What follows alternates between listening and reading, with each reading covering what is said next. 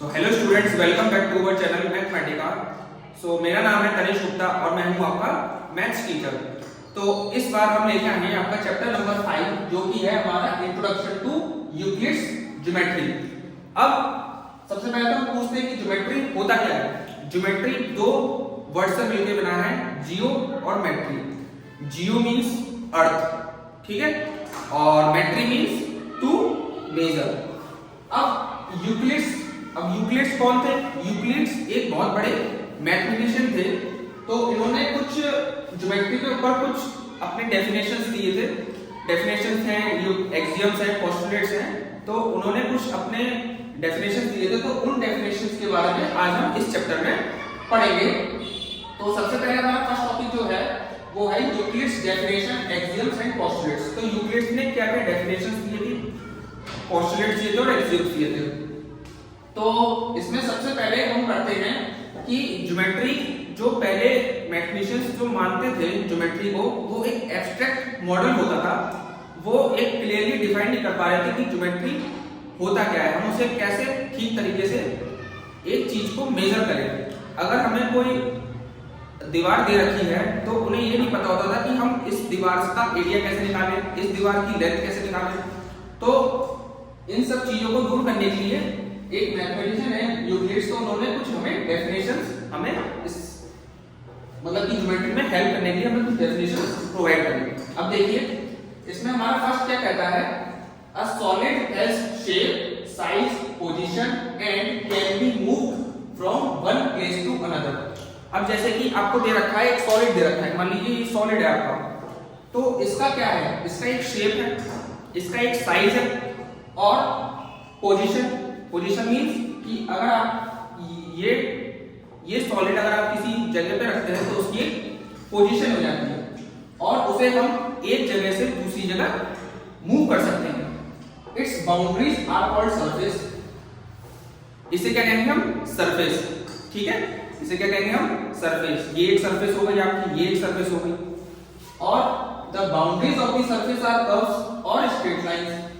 अब जो in surface की जो बाउंड्रीज होंगी वो क्या होंगे? कर्व्स होंगी या फिर स्ट्रेट लाइन होंगी। These lines and in points. अब ये लाइन क्या होगा? एक पॉइंट पे रुकेगी। तो जैसे कि ये लाइन आपकी है तो ये इस पॉइंट पे रुक रही है और एक इस पॉइंट पे रुक रही है, ठीक है। सेकंड में क्या होता है कि consider the 3 steps from solid two points. अब जैसे कि ये देखिए कि ये एक सॉलिड है, हम सॉलिड से लेकर पॉइंट पे 3 स्टेप्स में आएंगे। देखिए in each step we lose one extension also called dimension. हर एक स्टेप में हम एक डायमेंशन को लूज करेंगे। जैसे कि अब आप ये देखिए सॉलिड है, इस सॉलिड में ये आपका 3D सॉलिड है। 3D means 3 dimensional. इसकी आपकी एक लेंथ है, एक आपकी इसकी एक ब्रेड्थ है और एक इसकी एक हाइट है। इसकी एक लेंथ है, इसकी एक ब्रेड्थ है और एक इसकी हाइट है। तो ये 3 डायमेंशन होगा। तो in step we use one extension called dimension. A solid has 3 dimension.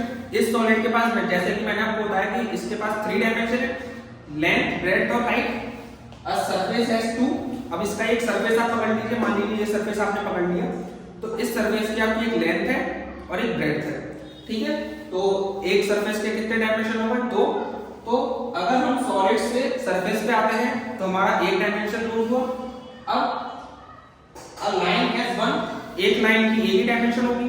तो अब हम सरफेस से लाइन पे आए तो हमने एक डायमेंशन लूज करी। And a point has none. अब एक पॉइंट है, इस पे की ये पॉइंट है मान लीजिए, तो इसकी कोई डायमेंशन है नहीं। तो हमने हर एक स्टेप में एक डायमेंशन को लूज किया। पहले एक सॉलिड था तो सॉलिड में हमारी 3 डायमेंशन थी। फिर एक हम सरफेस पे आए तो उसकी 2 डायमेंशन हुई। फिर हम एक लाइन पे आए जिसकी एक डायमेंशन हुई और एक पॉइंट पे जिसकी कोई डायमेंशन नहीं हुई। तो इन सब से कुछ डेफिनेशन निकल के आती हैं, जैसे कि a point is that which has no part, ठीक है। पॉइंट वो चीज है जिसकी कोई भी पार्ट नहीं है। पार्ट से मतलब अब अगर हम हर एक चीज को इसमें एक्सप्लेन करने बैठेंगे, हर एक वर्ड को अगर एक्सप्लेन करेंगे तो ये हमारी डेफिनेशन और भी लंबी हो जाएगी। तो इसीलिए ये डेफिनेशंस आपको ऐसे ही लर्न करनी पड़ेगी यूक्लिड्स ने इन जो मैथमेटिशियन थे उन्होंने इन डेफिनेशंस को एक्सप्लेन फर्दर नहीं किया गया है, इन्हें अनडिफाइंड ही रहने दिया है। तो a point is that which has no part. एक पॉइंट एक चीज होती है जिसका कोई भी पार्ट नहीं होता। A line is a breadthless length. A line क्या होती है? एक ब्रेडथलेस लेंथ होती है, मतलब जिसकी कोई ब्रेड्थ ना हो। मतलब कि जैसे कि अगर आपने एक लाइन बनाई, ये ड्रॉ कर लिया आपने एक लाइन, तो इसकी एक लेंथ तो है लेकिन इसकी ब्रेड्थ नहीं है। तो a line is a breadthless length. The ends of a line are points. ठीक है, जैसे कि the ends of a line, एक लाइन है तो इसके जो एंड्स होंगे वो क्या होंगे? आपके पॉइंट होंगे। ये पॉइंट हो गया और ये पॉइंट हो गया। Fourth one, a straight line is a line which lies evenly with the points on itself। एक स्ट्रेट लाइन वो लाइन होती है जो कि लाई करती है with the points on itself। यानी कि एक ये मान लीजिए आपकी एक स्ट्रेट लाइन है तो इस पे अपने अपने पॉइंट्स होंगे जो कि लाई कर रहे होंगे। तो ये डेफिनेशन है। A surface is that which has length and breadth only। एक सरफेस, जैसे कि मैंने आपको बताया था फर्स्ट पॉइंट में, एक सरफेस में क्या होती है? एक लेंथ होती है और एक ब्रेड्थ होती है। सिर्फ लेंथ और ब्रेड्थ होती है सरफेस में। The edges of a surface are lines. जो सरफेस के एजेस होते हैं, ये एक एज हो गया, ये एक एज हो गया, ये एक एज हो गया, तो ये लाइंस होती है। ठीक है, सेवेंथ पार्ट हमारा दे रखा है A plane surface is a surface which lies evenly with the straight lines on itself। एक प्लेन सरफेस वो सरफेस होता है जो कि लाइन से, जिसपे मतलब कि आप ये समझ लीजिए which lies evenly with the straight lines। यानी कि एक अगर हम स्ट्रेट लाइंस को ज्वाइन करते हैं तो वो हमारा प्लेन सरफेस बन जाता है। ऐसे ही ये प्लेन सरफेस है तो एक ये लाइन हो गई, ये लाइन हो गई, ये लाइन हो गई, ये लाइन हो गई, तो ये प्लेन सरफेस उस पे लाई कर रहा है। तो इसी का मतलब है सेवेंथ पॉइंट। अब हम पढ़ते हैं, अब हमने डेफिनेशंस को देख ली, इसमें और भी डेफिनेशंस हैं लेकिन हमने कुछ मेन डेफिनेशंस देखी है इस चैप्टर में। हम सारी डेफिनेशन नहीं पढ़ पाएंगे क्योंकि बहुत ज्यादा आपका कोर्स बढ़ जाएगा। अब हम देखते हैं पोस्टुलेट्स और एक्सियम्स। अब पोस्टुलेट्स और एक्सियम्स में अंतर क्या होता है? सबसे पहले तो हम ये देखते हैं। पोस्टुलेट्स मतलब क्या होता है? For the assumptions that were specific to geometry. मतलब कि पोस्टुलेट्स कुछ असम्पशंस होते हैं, असम्पशंस तो एक्सियम्स भी होते हैं, लेकिन पोस्टुलेट्स क्या होते हैं? जो असम्पशन जो कि ज्योमेट्री के लिए कुछ स्पेसिफिक होते हैं। और एक्सियम्स क्या होते हैं? For the assumption used through out mathematics. यानी कि पूरे मैथमेटिक्स में जो असम्पशंस यूज होते हैं और not specifically linked to geometry. मतलब कि जरूरी नहीं कि वो ज्योमेट्री के लिए यूज हो भी सकते हैं और नहीं भी हो सकते, लेकिन पूरी मैथमेटिक्स में जो भी असम्पशंस हम लेते हैं उसे कहते हैं एक्सियम्स। तो ये बेसिक डिफरेंस है पोस्टुलेट्स और एक्सियम्स में, ये आपको याद होना चाहिए।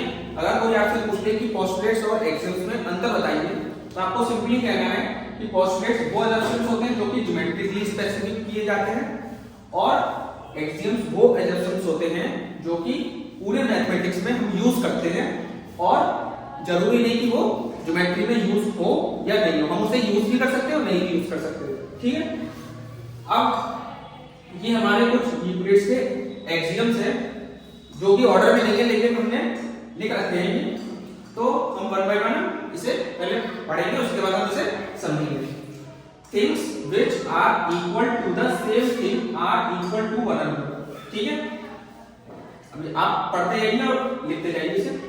If equals are added to equals, the wholes are equals. If equals are subtracted from equals, the remainders are equals. Things which coincide with one another are equal to one another. The whole is greater than the part. Things which are double of the same things are equal to one another. Things which are half of the same things are equal to one another. अब हम इसको one by one हम इसको इन exams को समझेंगे through an examples. तो देखिए हमारा फर्स्ट एग्जाम क्या कहता है कि things which are equal to the same thing are equal to one another.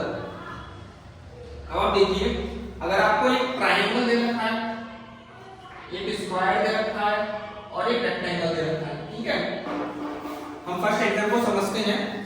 अगर area of triangle area of square के इक्वल है, अगर हम area of triangle area of square के इक्वल दे रखा है और area of square area of rectangle के इक्वल दे रखा है, ठीक है, अगर क्वेश्चन में हमें दे रखा है कि area of triangle area of square के बराबर है और area of square area of rectangle के बराबर है, तो फर्स्ट एग्जांपल क्या कहता है कि area of triangle area of rectangle के बराबर होगा। Things which are equal to the same thing are equal to one another. अब इसमें एक चीज और है कि इसमें एक चीज और दे रखा है, इसका मतलब एक और है कि हम मैग्नीट्यूड जो होते हैं हमारे हर एक, लेकिन मैग्नीट्यूड एक काइंड का सेम हो सकते हैं लेकिन डिफरेंट काइंड के मैग्नीट्यूड आपके सेम नहीं हो सकते। अब आप ये देखिए कि एक लाइन दे रखी है आपको, ठीक है, लाइन और ट्राइंगल को आप कंपेयर कर सकते हैं, ये दोनों अलग अलग क्वांटिटी काइंड के हैं, ये एक लाइन है और ये एक ट्राइंगल है, तो ये दोनों कंपेयर नहीं हो सकते। और जैसे कि आपको एक एंगल दे रखा है, ठीक है, एंगल को आप स्क्वायर से कंपेयर कर सकते हैं? नहीं कर सकते, क्योंकि एंगल एक अलग चीज हो गई और स्क्वायर एक अलग चीज हो गया। तो things which are equal to the same thing are equal to one another, ये सब चीज इसी में आपके कंप्लाइंट हो जाती है। If equals are added to equals then the wholes are equal. If equals are subtracted from equals the remainders are equal. अब हम इसको इन दोनों को हम एक साथ समझेंगे कि अगर आपको दे रखा है लाइन दे रखी है, मान लीजिए, ठीक है, इसमें ए और ये बी दे रखा है, ठीक है, और ये हमें दे रखा है सी, ये हमें दे रखा है डी पॉइंट। अगर इसमें बोला गया है कि एडी बराबर सी, ठीक है, अगर हमें क्वेश्चन में दे रखा है कि ए डी जो है सी बी के बराबर है, तो ये प्रूफ करिए कि AC DB के बराबर हो, AC DB के बराबर हो। तो अगर हम AD को क्या लिख सकते हैं? AD को हम लिख सकते हैं AC प्लस CD और CB को हम लिख सकते हैं CD प्लस DB, ठीक है। तो अगर हम AD में से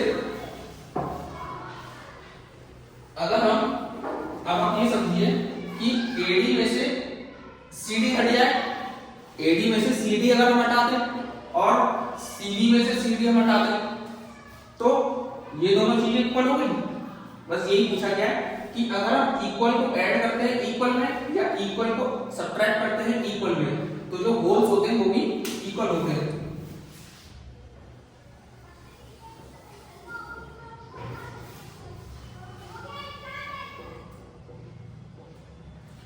Things which coincide with one another are equal to one another। मतलब कि अगर कोई आपको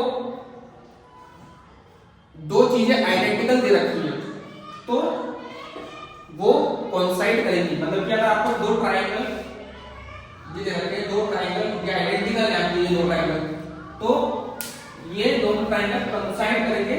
things which coincide with one another are equal to one another. अगर ये दोनों कोइंसाइड करते हैं तो ये इक्वल कहलाएंगे, ये दोनों triangle. The whole is greater than the part.